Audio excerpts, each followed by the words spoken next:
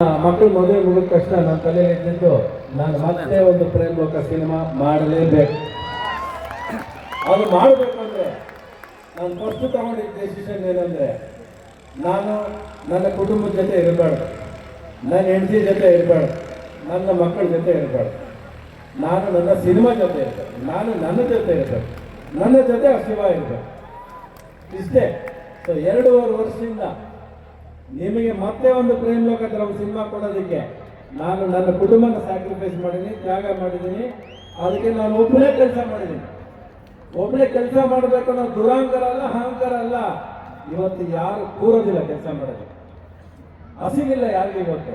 ಆದರೆ ನನಗೆ 83ರಲ್ಲಿ ಉಟ್ಕೊಂಡಿದ್ದ ಹಸಿವು ಇವತ್ತವರೆಗೂ ಕಡಿಮೆ ಆಗಿಲ್ಲ. ಸಿನಿಮಾ ಅಂದರೆ ಹಸಿವು ನನಗೆ.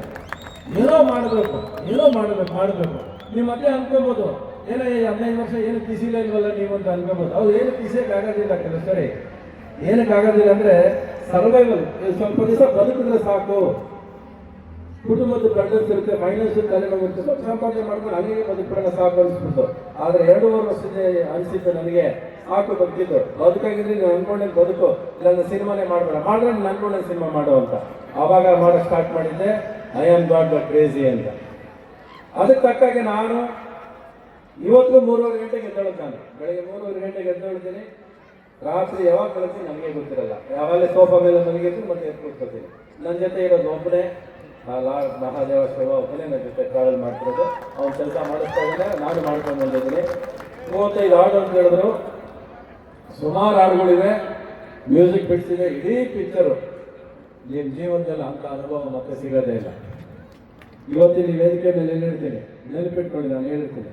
2.5 ವರ್ಷ ನಿಮ್ಮನ್ನ ಟ್ರಾನ್ಸ್ ಕರ್ಕೊಂಡು ಹೋಗಿದೆ. ನೀವೆಲ್ಲ ಇವತ್ತೇನು ಕೂತಿದ್ದೀರೋ ಹಾಗೆ ಹಿಂಗೆ ಮಹಾದೇವ ಶಿವ ಅನ್ಕೊಂಡು ನೀವು ನೆರಿಲಿಲ್ಲ ಅಂದರೆ ನನ್ನ ಹೆಸರು ಬದಲಾಯಿಸಿ ಕ್ರೇಜಿಸ್ತಾರೆ ಅಲ್ಲ ನಾನು.